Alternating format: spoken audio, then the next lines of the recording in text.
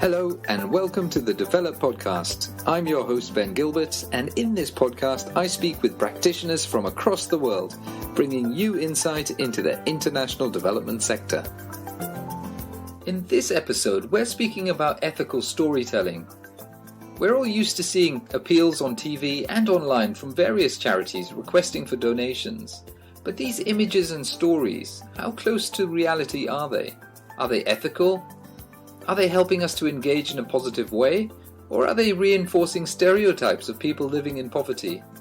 These are all important questions, and in this episode I'm speaking with Lucy McCray from The Freedom Story, who unpacks the complexities around ethical storytelling in the international development sector. So Lucy, thank you so much for offering to come on this podcast, and it's great to see you. It would be great if you could just tell us a little bit about you, what you do, where you're based, and who you are. Give us a little introduction to yourself. Great. Yeah, thank you so much for having me. I'm really excited to be here. I'm Lucy. I am based in Chiang Rai in northern Thailand, working with an organization called The Freedom Story. My role with Freedom Story is based around kind of measuring our impact, communicating that impact, and helping our team here in Thailand, our Thai team, be as strategic as possible with the use of our resources and kind of working in that sense. The mission of the organization is to prevent child trafficking, and we do that through education, human rights programming, and then sustainable livelihoods programming to help people kind of alleviate poverty. And I've been doing that with Freedom Story for about 3 years, and been in Thailand for 5 years. Before Freedom Story, I worked with a different organization in Chiang Mai, which is also here in northern Thailand. And then before that, I was living in the UK. I am actually half American, half English, which is why my accent is often very difficult for people to place. So I was doing a master's in the UK, and before that I was studying in Scotland. That's kind of what brought me here. Fantastic. Yeah. And so ethical storytelling, I mean, this is something which is relevant to any organization, any individual who's kind of working in international development, working in trafficking, that sort of sector. Why did it become important for you personally? Could you just give us a little bit of the history of how you got involved and why you saw ethical storytelling as something that you really wanted to dig into? Absolutely. So for me personally, I would say there were two main moments that contributed to my beginning of my interest with ethical storytelling. The first was when I was doing my master's. I had a class and we were looking at underfunded humanitarian emergencies and how a lot of humanitarian emergencies that are underfunded because of media presence or media coverage. And I thought that was really interesting, that idea that funding is not really tied to need, it's kind of tied to how something is presented.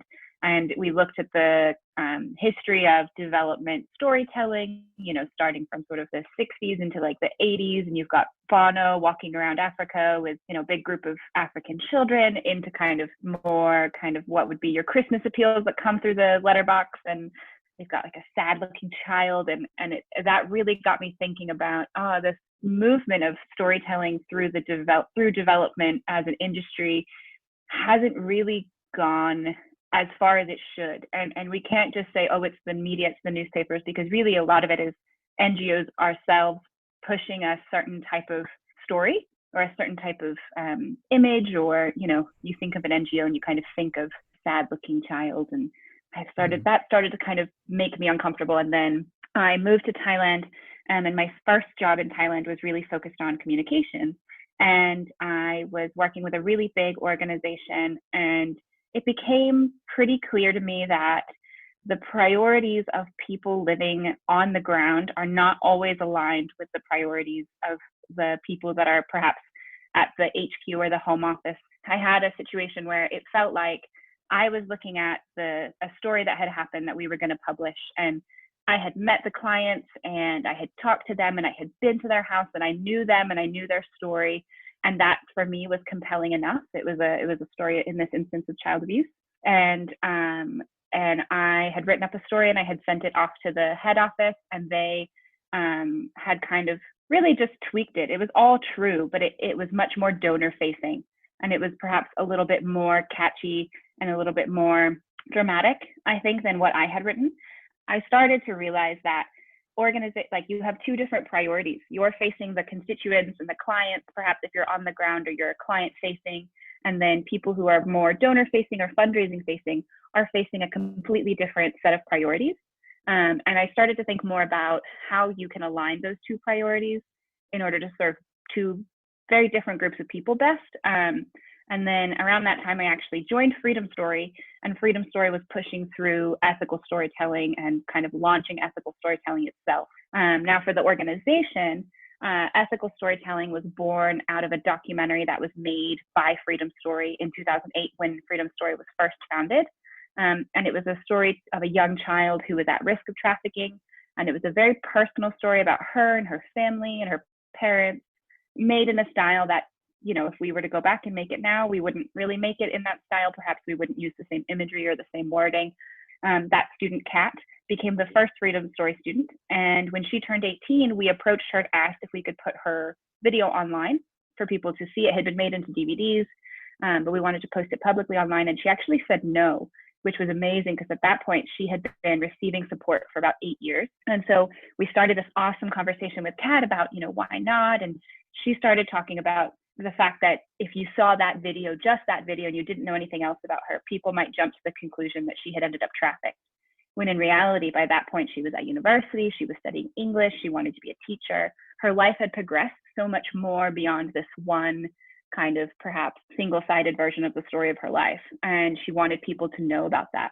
And so now we kind of use that as a teaching tool to talk about ethical storytelling. I know Kat, and she's been a great teacher for a lot of us in this kind of space, hearing from her specifically. So that's kind of how it came out as the organization and for me personally. And well done for Kat for saying no, because I guess that could be quite unusual, because you've got the whole power dynamics as well of people who are participating in our programs. You know, if we ask them to tell, if we say, can we use your story? It's very difficult, I assume. You know, how do they say no? You know, they just imagine that people would just say, yes, of course, use my story, because of the power dynamics involved there. We were so proud of her for being honest. Mm-hmm. You talk about the different perspectives. You know, the one side we're looking at the people that we're working with in communities, or people we're working alongside, and we get to know through those relationships on the ground. Then the other perspective of donor facing or client facing, and those two contrasting perspectives. What are some of the risks which happen on both sides for an organization telling stories, perhaps if it hasn't been done in an ethical way, and also for people that we're telling the stories about, like Kat and others? What are some of the risks that you've seen play out when we don't think through what storytelling can actually do and what harm it can cause? I think that the way you tell your stories has a direct impact on both, you know, your audience. So perhaps your donors or your supporters back in your home country or your supporting countries, and the people whose stories are being told in the countries that you're working in. And the way you tell your stories has a huge impact on those two groups. If organizations are focused on telling stories that are perhaps overly simplistic, or that are making the organization the hero, which I think tends to be a really easily utilized trope, you know, kind of a beginning, middle, and end of this person. You know, Lucy started with Freedom Story and she was in a bad place. Thank goodness for Freedom Story, because now she's Freedom Story helped her with this, and this, and then now she's doing better. If you rely on that kind of a story, which I think a lot of organizations do, you end up for your supporters providing a very simplistic and very basic version of your programs, when in reality, anyone who's working with people or working in these really complex issues knows that there's various levels of success. You know, one version of success for us is for when a student graduates from university, and that's amazing. Another version of success is the day that every single one of our students attends school. And if we're not communicating both versions of success with our supporters, they're going to have naturally expectations that we've raised, because we've said to them, we've only communicated about students who have graduated from university, for example. So I think there's that aspect of that. I also think when you are talking, you know, I work in anti-trafficking at the moment, and I think when you're talking about fighting exploitation, when you are focusing a story only on a person's trauma, or using that trauma to raise money for your organization, I think you do run the risk of exploiting them or exploiting that story for the benefit of your organization, depending on how you tell the story. And I think for the people that you're working with or you're walking alongside, there's a similar impact there. They might feel perhaps that that's just a one-sided version of them. They are much more than this history of abuse or history of trauma. They might also feel that, we have had examples, for example, if you lift a student up as an example of success, and then in the future, if something happens and their situation changes, they may not feel like they can come back and ask for support, or the relationship with your organization may have changed. Not to mention, I think something that's very easily forgotten, which we deal with all the time working with young people, is every single one of our students has social media. And so they don't always, but a lot of them follow Freedom Story. So they see what we're posting as an organization. They can see how we are representing them and their communities. And, if we are constantly saying, look at these poor and at-risk children, thank goodness we are here to kind of rescue or save them, then they're gonna kind of, there's a possibility that they can internalize that, and that could have a negative impact on their own kind of self-worth or self-perception, which is obviously not at all what we would want to do. Yeah, that's fascinating, Lucy. I mean, I think, you're so right. I think it's so easy to just focus on the successes and almost, in a way, hide away the things that haven't gone right, for the sake of the organization, for the sake of the donors who are reading those stories. It's so clear how dangerous that can be for the organization and especially for the people involved. Could we just build on that a little bit? Some of the typical pitfalls that we fall into as international development organizations in terms of how we message and how the language that we use. Could you go through some of the things that are very typical in this day and age in the way that we tell stories, and some of the things that you've noticed? Yeah, I would say the biggest one is the one that I mentioned, which is kind of the simplification of stories, or the simplification of our communications about our programming. Now, we live in the 21st century. Everybody has a short attention span and 100 other things that they could be doing rather than reading any organization's communications. I remember once getting a training where they said, you're not actually in competition with another organization. You're in competition with the video of the dog riding a skateboard on YouTube for people's attention. And I think that that's very apt. But I think when you tell an overly simplified story, people have an overly simplified understanding. We work in child trafficking, and it's a very complex set of problems that put a child at risk of trafficking. And we have to do our work as an organization to try to make it easily understood for, someone who's not an expert or who's not a professional in the field.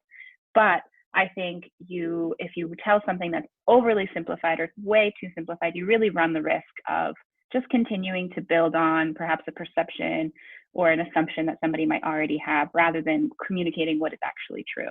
So I would say that's something that I find, the most pressing. And then sort of tied to that is also the sensationalization of stories, or telling stories that are sensationalized, only telling stories that are perhaps the most dramatic spectrum of the people that you work in. And again, that's just not representing the spectrum of the work that you do, or the spectrum of success that you have. For Freedom Story, we try to do our best to really communicate about a story of success, but perhaps an ongoing story, and we say we're continuing to work with this person in these ways, and then invite the supporters, into that, because obviously a great deal of communications is about fundraising and making sure your supporters who are giving financially or with their time feel connected to your work. But I think there is also a risk there of making the organization too much of a hero. Another thing that I see all the time is, organization X went in and did this, and organization did this, and the organization did this. And there's no doubt that any one of us as an organization is providing a lot of care and a lot of services to people and improving their life in that way. But I think there is a role to be explained about how much the person who's in the story, or who the story is about, is doing to improve their life themselves. For us, we give scholarships to students. Absolutely, I'm not denying that. But the students are the ones who have to go to school, do their homework, put the effort in to try to develop themselves and improve their life. We're not doing that for them. And so I think there's a role to kind of acknowledge what work is being done by the person. Or you might provide a clean water well, but the people are the ones who are perhaps keeping it up or using it regularly or making sure people understand how to use it. There's a limit to what the organization itself has done. That is so true, Lucy. I think I really like what you're saying about like talking about successes as continual stories and continual journeys rather than they started here and they end here. And this is the success. And from now on, it's a happy ending, because we all know that our own lives are not like that. You know? So why should they be for the participants who are in our programs? It is exactly. A journey. What are some of the steps that we can take to make sure that our stories are more ethical? We're taking those steps in the right direction. Yeah, great question. I will just kind of give some examples of what we tend to do, and hopefully that's helpful for people. I really like to think of our communications as, you know, a journey. We're walking along with people, and rather than kind of a one-hit wonder, if that makes sense. You know, we hope that people open our emails regularly and that they're communicating or interacting with us on social media regularly, or they're attending our, well, nowadays, webinars or events. But, you know, not everybody's going to be able to do that. But if you kind of mold your communications to be an overarching kind of journey with your supporters, then I think that that's much easier than trying to communicate everything at once, knowing that, you know, you're not going to be able to simplify everything into a 30-second elevator pitch all the time. So I think that's one really big piece of advice that I would give to people. Another thing I think would be to make sure that you're really engaging with your participants in a meaningful way at the beginning of the storytelling process. So not just the identification of, you know, who to interview and whose story to tell, but also making sure that that person understands how the story is going to be used, where the story will be uploaded, you know, how many, perhaps if you could estimate how many people might see it. You know, if you asked me to talk to you about, you know, the worst thing that has ever happened to me, and you told me that it was going to go up on a Facebook page that had 3,000 people following, my logic for accepting or not accepting would be very different than if your Facebook page had 300,000 people following you. And explaining to people, you know, the impact that telling their story might have on the future, and keeping that in mind as an organization as well, you know, especially when working with children, but especially when telling a story that might stigmatize somebody in their community or might have an impact down the line, you know, if they're looking for a job or trying to get into university or something like that, then you have to be, you know, extremely careful and really take into account that person's consent in that process. But I do think, you know, explaining the scope of what you're going to be doing with the story, as well as, you know, the purpose for the storytelling process. And then, you know, doing what you're doing with this podcast, giving that person the ability to kind of check the story to make sure that they feel okay with it. Because, you know, anybody who has interacted with, you know, an interviewer or perhaps a journalist and has said something off the cuff, and then that's what gets printed or that's what gets put out, and you think, oh my goodness, I would hate to be represented in that way, can also, I think, happen with our participants. And you, as an organization working to kind of support or uplift people, you would hate to do that to them, if that makes sense. Absolutely, yeah. Especially nowadays, you never know when something's going to go viral. Yeah. Like you might put something up and think, oh, we only have 3,000 Facebook followers. And then next thing you know, is all of a sudden, you know, for whatever reason, it's gone viral. And millions you think, oh, I really wish I had done that differently. Yeah, millions of views on YouTube. Sorry, or whatever. Yeah. One thing I was thinking about, just as you were kind of talking, when it comes to safeguarding with protecting identities, how does that play into the storytelling part? Would you say that identity should always be hidden as default? That's always what we do. We always change the name. That's just our kind of standard procedure. Or, I mean, I imagine it's more complicated than that. But what advice would you give in terms of safeguarding and protection of identity? Yeah, I think there definitely are people and organizations that have kind of hard and fast rules about, you know, anybody under the age of 18, we won't show a face. Or I know organizations that won't tell stories of anybody under the age of 18.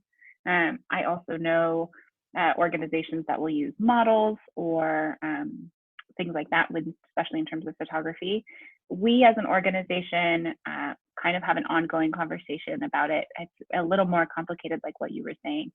We as a human trafficking prevention organization, have a little bit of an easier time because we're not always working with children who have experienced direct exploitation or direct abuse.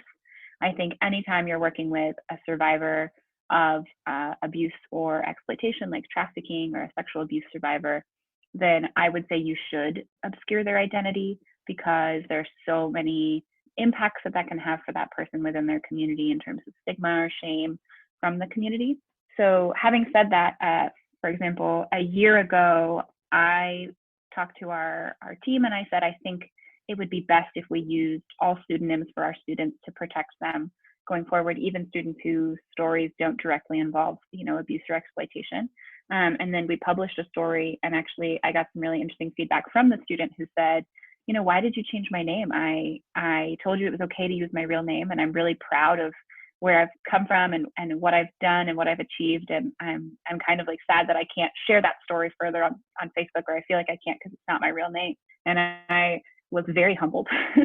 And I said, okay, yeah, thank you for that feedback. And I actually went back to our team and we kind of came up with a more nuanced version of when we obscure faces and when we kind of use pseudonyms. And basically, we will always ask the person what they think, but because we work with children and because we are aware that, kids can't always make the right decisions because of their brain development, we will take their wishes into consideration. But there are times as an organization that we choose to obscure or use a pseudonym, even when they've said it's okay.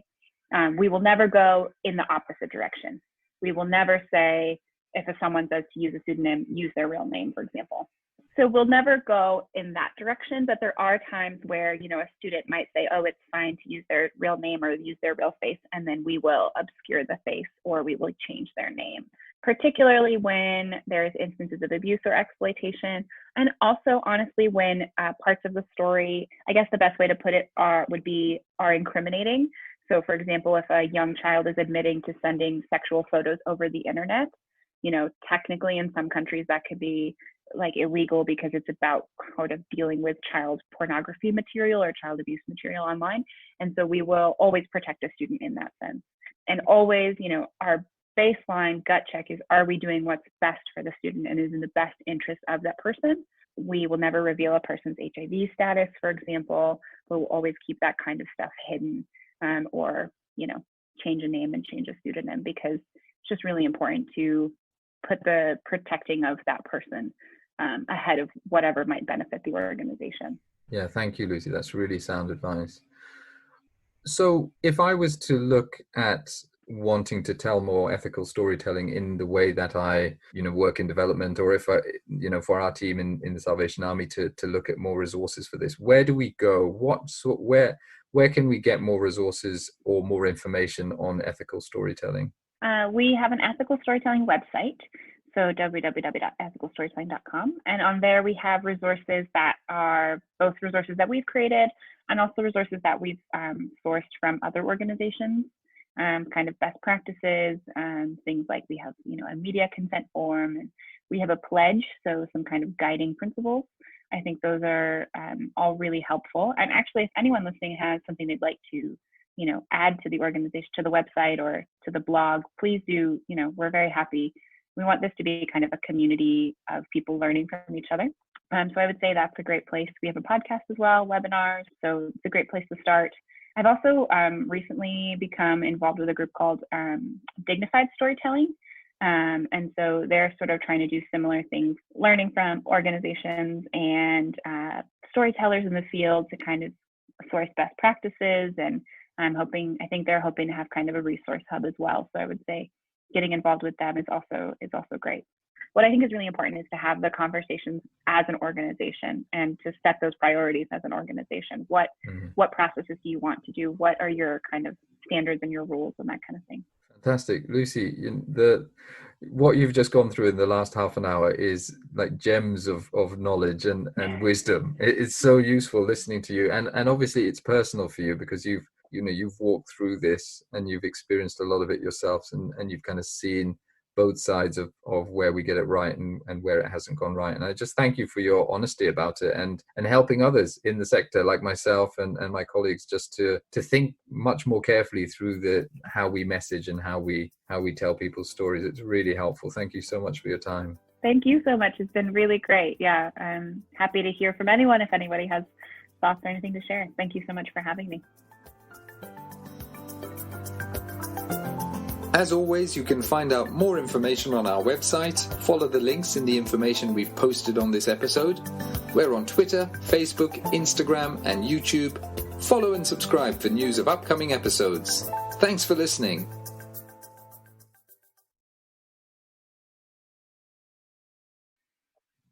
Can you hear my roommate using the blender? No, carry on. No, that's okay. All right. I was like, oh no. Well, I was going to ask you if you can hear my children out the side of the door. No, I can't at all. So that's okay. fine. Yeah, carry on.